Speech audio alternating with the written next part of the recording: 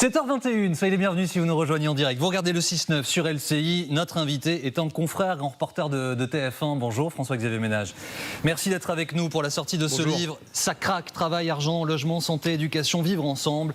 Le fruit de 5 années de reportage que vous avez mené un peu partout dans le pays et qui raconte assez bien l'actualité, celle que nous traversons en ce moment. Je voudrais débuter avec la thématique principale, c'est le pouvoir d'achat. Ce matin encore, Fabien Roussel demande des augmentations de salaire et le livre ouvre sur ces questions de pouvoir d'achat, sur ces difficultés qu'ont les Français à se nourrir, même parfois même à trouver des lieux pour faire leurs courses.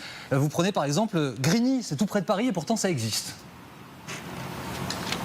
Grigny, 20 km de Paris, c'est vraiment l'un des objectifs qui est lié à ce livre, c'est d'expliquer des réalités qui sont très différentes pour beaucoup de Français. Et bien donc à Grigny, la ville la plus pauvre de France, je précise bien, juste à côté de Paris, vous n'avez pas, malgré les 30 000 habitants, le moindre supermarché. Ça veut dire que le quotidien de ces habitants qui, plus que d'autres encore, se battent contre l'inflation, eh bien c'est de marcher parfois 2, 3, 4, 5 kilomètres à pied donc pour trouver un autre supermarché à côté. Et donc après il faut expliquer le contexte et c'est ce qu'on fait dans beaucoup de chapitres différents évidemment dans ce livre. Le contexte, eh bien c'est que vous avez d'autres supermarchés qui se trouvent dans les villes alentours qui font eh bien des batailles judiciaires en disant écoutez, si il y a un supermarché qui ouvre à Grigny, eh bien nous notre pouvoir d'achat, notre chiffre d'affaires va baisser et donc eh bien on bloque. Et administrativement parlant, depuis 8 ans, eh bien Grigny n'a donc pas le droit d'avoir un supermarché malgré les 30 000 habitants. C'est ce qu'on pourrait appeler des aberrations, des batailles aussi, parce qu'il y a beaucoup de gens qui se battent dans ce livre. C'est ces batailles qu'on raconte qui ne sont pas toujours représentées et c'est la raison pour laquelle moi j'ai trouvé que c'était très important d'écrire ce livre. Mais alors, vous pointez du doigt des comportements qu'on a tous finalement observés sans parfois y prêter attention. Je pense à ces gens qui connaissent l'évolution des prix au centime près. Enfin, vous le décrivez, c'est-à-dire ils sont capables de donner à 2 décimales le chiffre d'un paquet de gâteaux quoi, ou d'un prix de pâtes.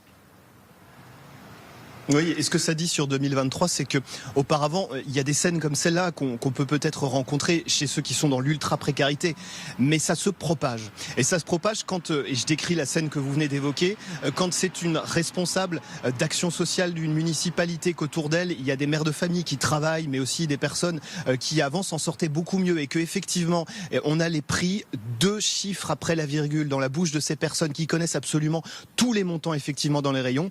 Ça interpelle sur le poids de cette inflation et ça confirme évidemment que c'est de plus en plus dur pour beaucoup. Et j'insiste, l'objectif de ce livre, c'est d'expliquer des réalités qui sont de plus en plus éclatées. Parfois, vous ne comprenez même plus ce que vit un voisin à 100 mètres de chez vous. Parfois, vous ne comprenez plus du tout ce qui se passe à plusieurs kilomètres, voire même encore un tout petit peu plus loin. Et c'est la raison pour laquelle, eh bien, il faut raconter ça. La lumière vient de lâcher, mais j'espère que vous me voyez toujours. Ouais, on vous voit. À minimum, on vous entend, François-Xavier. Donc c'est déjà ça, mais on vous voit tout de même. Il y a un autre sujet qui est pleinement dans l'actualité, c'est l'objet d'ailleurs d'une tribune transpartisane dont nous avons parlé dans le 6-9, la régularisation des sans-papiers. Du terrain, ce que vous racontez, vu du terrain, les patrons en fait, ils le font déjà, ils se battent déjà pour cette régularisation. À Paris, et là c'est les responsables du secteur hôtelier et de la restauration, ils vous disent que, notamment pour les restaurants, s'il n'y a pas de travailleurs sans papier dans les cuisines, il n'y a plus de restaurants à Paris. Et ça, c'est un constat. On n'est pas dans l'opinion, on est dans les faits. Et j'insiste, c'est vraiment un travail journalistique que de décrire cela. Après, chacun se fait son opinion. Et donc, eh bien, ces restaurants, pour certains, ils disent, on va essayer de régulariser les cuisiniers, les serveurs aussi. Mais le problème, c'est qu'ensuite, quand vous tentez une régularisation, et c'est ce que, en ce moment, ce qu'anime la classe politique, eh bien, vous n'avez pas le droit de travailler pendant le temps de l'examen de cette régularisation. Et ça veut dire qu'il faut avoir un rendez-vous en préfecture. Et le problème, c'est que certains attendent 1 an, 2 ans, 3 ans. Et l'autre réalité qu'on ne décrit pas beaucoup, eh bien, c'est que, notamment sur les réseaux sociaux, on vend des rendez-vous en préfecture. Et donc, il y a également tout un business qui se met en place et tout ça doit interpeller parce qu'à la fin c'est le moteur économique français qui est questionné et donc eh bien ces réalités-là il faut les décrire et je pense que c'est important d'aller dans les restaurants, d'aller voir les sans-papiers, d'aller voir les employeurs, de comprendre leur quotidien pour mieux ensuite peser justement tous les enjeux qu'il y a derrière. Alors François-Xavier, vous racontez le fameux élu qui engage un détective privé pour trouver un médecin, le maire qui ouvre une station essence, les transports dans le Nord où il n'y a plus un train pour aller travailler ou rentrer chez soi, la maire de Balizac qui est en plein feu de forêt alors qu'elle ne dort que 2 heures par nuit est prise à partie par ses administrés. En fait, est-ce que de manière générale, ce dont vous avez été témoin, c'est une déconnexion entre ce qui se passe à Paris et ce que les gens vivent sur le terrain? Est-ce que c'est ça le résumé de votre livre, ce dont on rend compte qui n'est plus la vraie vie des gens? Alors, je vais dire les choses un petit peu comme ça, mais un tout petit peu différemment aussi. C'est-à-dire que moi, avec ce travail de terrain, ce qui me marque, c'est que la France, elle avance probablement plus vite que ce que l'on peut observer dans les cabinets ministériels et auprès des ministres.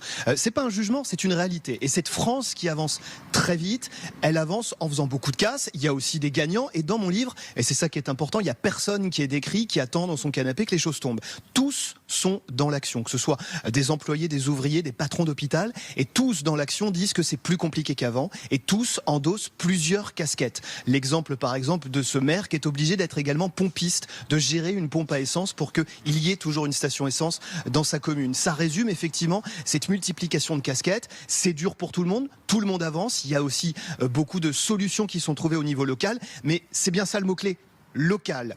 Et aujourd'hui, je vois beaucoup d'interlocuteurs, quels qu'ils soient, qui nous parlent de la réalité sur le terrain et effectivement d'une certaine déconnexion avec Paris, les règles, l'administration, la paperasse. Quand une responsable d'école, directrice d'école vous dit qu'elle passe 80% de son temps à gérer la paperasse et qu'elle n'a pas le temps pour ses enfants, eh bien elle est très claire quand elle dit qu'effectivement c'est les élèves qui sont délaissés.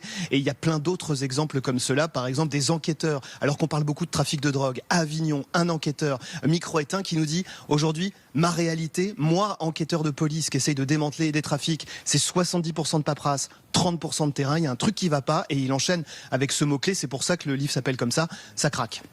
Merci beaucoup François-Xavier Ménage, en direct ce matin sur LCI avec Pascal Montagne. Ça craque, c'est le titre de ce livre, vos reportages un peu partout dans le pays, et c'est chez Robert Laffont.